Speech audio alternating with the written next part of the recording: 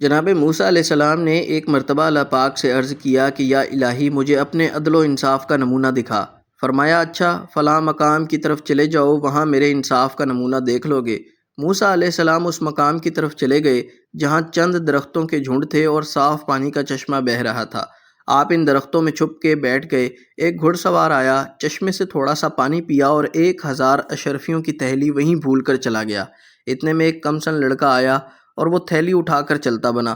اس کے بعد ایک اندھا شخص آیا اور چشمے سے وضو کرنے لگا، مگر ادھر گھڑ سوار جب تھوڑی دور پہنچا تو اسے تھیلی یاد آئی۔ وہ فوراً پلٹ کر چشمے کی طرف آیا اور اندھے سے پوچھا۔ اس نے کہا مجھے کوئی خبر نہیں، میں نے کوئی تھیلی نہیں اٹھائی۔ اس پر گھڑ سوار کو غصہ آیا اور اس نے اندھے کو قتل کر دیا۔ موسیٰ علیہ السلام سب ماجرا دیکھ رہے تھے۔